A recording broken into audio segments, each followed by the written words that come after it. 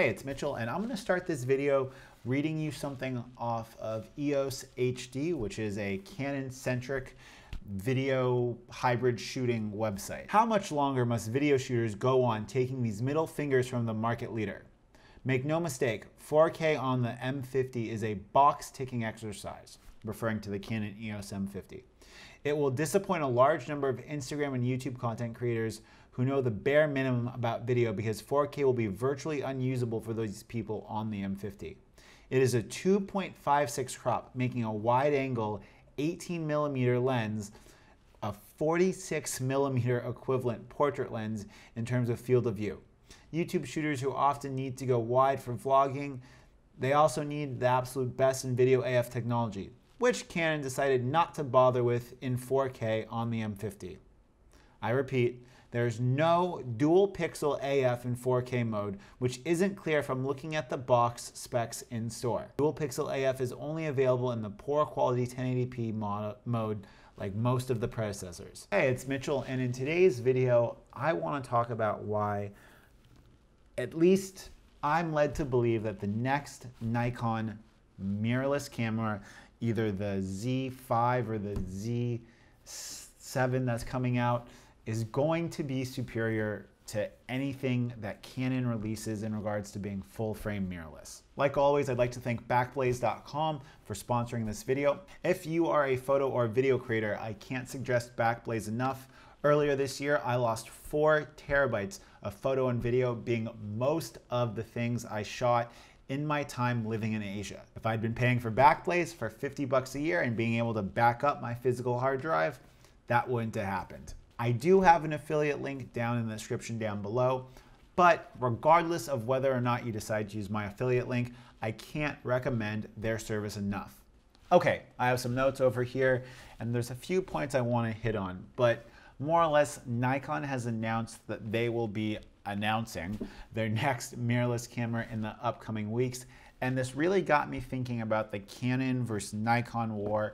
Now, I think that Nikon is going to throw every feature under the sun, everything imaginable, into their next mirrorless camera. Now, how those cameras pan out, I'm not sure, but I am convinced beyond the shadow of a doubt that it will be superior to whatever Canon releases, and here's why. When Canon released the 5D Mark II, they integrated an HD 1080p full frame video recording mode on that camera that the Canon cinema side of the company didn't know about. And when Canon released the 5D Mark II, it had video and hybrid shooters all over the world clamoring for full frame HD video in a compact package. Unfortunately, because of this, Canon realized that they could take a bunch of their brand enthusiasts, essentially, that were shooting video with 5D Mark IIs and had thousands of dollars invested in Canon glass and get more money from them. And we've seen with the 5D Mark III and the 5D Mark IV, mediocre to what would be considered, at least in my opinion, unacceptable video performance. Although the 5D Mark IV shoots 4K video, it's at such a big file size that it is prohibitive for low budget or intermediate sized filmmakers to use. On top of that, the crop that it has in 4K means that all of the wonderful benefits that you have from a larger full frame sensor are essentially negligible. The reality is that the 4K footage coming out of a 5D Mark IV is no better than the 4K footage coming out of my A6500 outside of things like rolling shutter. So why would anybody pay to have a larger body and a larger sensor if you're still shooting Super 35s? Now this brings us full circle to the main point about why I think that the upcoming Nikon mirrorless camera is going to be superior to whatever Canon brings to the table. And that's because Canon will be unwilling to cannibalize the sales of their cinema cameras. Now, I completely understand why Canon is doing this. Not that I necessarily agree with it, but why would Canon sell you a 3,000 or 4,000 even HD DSLR or interchangeable lens camera with video capabilities that rival their cinema cameras? Why would Canon sell a camera capable of 4K 60 frames per second internal when they can sell you a $3,500 C100 Mark II or a C200 that shoots 4K 60 RAW and 10-bit. Now those are all specs that mean a lot more, or hardcore video shooters that want the best dynamic range, that want that color science, that want 12-bit or 16-bit files and that 420 compression. Unfortunately, those specs don't mean a lot to the average A7S Mark II or upcoming A7S Mark III shooter, because most of this content is being watched on YouTube where stuff gets compressed and image quality overall gets degraded. The C200 retails at approximately $7,000, and why would Canon release a mirrorless camera that's cheaper or at the same price as their C100 Mark II that does 4K 60 internal uncropped? It just doesn't make sense to me, and from Canon's business point of view, I understand why they would want to go ahead and try to move as many people to their cinema line as possible. Unfortunately, the market of people that would be willing to lug around, and I say lug because these C100, C200, and C300 bodies are big and they are heavy. Why would someone want to lug that stuff around if the end product is going to be compressed, put up on YouTube, used as a mobile ad on Facebook or Instagram, and not being watched in a color correct theater or other type of environment? If we contrast that with what Nikon has to lose, Nikon doesn't have a cinema line of cameras that they're heavily invested in.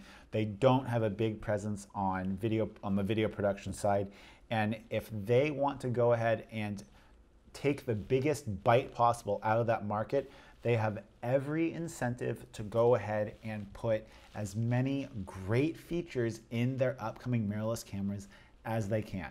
In fact, Nikon's biggest competitor for their upcoming cameras, at least in my opinion, isn't Canon, but Sony.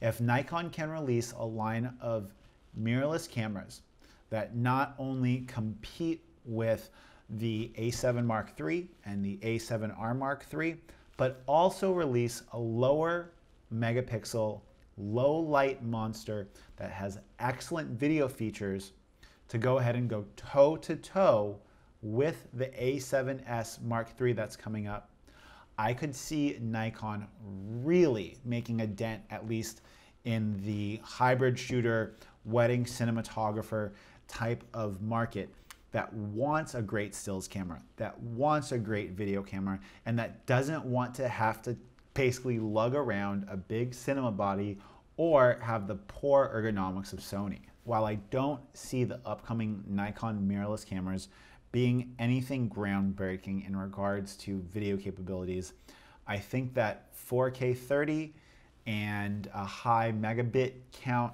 along with a 1080 120 all uncropped are things that we could potentially see coming from Nikon, especially if we look at the video capabilities of the D850. Because the upcoming Nikon mirrorless cameras will need to have more processing power under the hood to put up with the always-on sensor readout, I could see Nikon leveraging that computing power to go ahead and give us better video capabilities. And honestly, if I see Nikon making a significant push towards making an excellent hybrid camera that allows for clean, uncompressed HDMI out, or raw video recording, or just other features, maybe like 10-bit external or things like that, I really think that Nikon could find themselves in the position where they have eclipsed Canon in regards to video capabilities, and they're actually offering something to hybrid shooters that Sony isn't. I said in my previous video that I can't stand Sony ergonomics, and I question Sony build quality, and I still stand by that statement. I know that Nikon ergonomics are going to be something that are closer to a conventional DSLR. I know that the size and weight should be a decrease from what we currently have coming from Nikon in regards to their full frame cameras.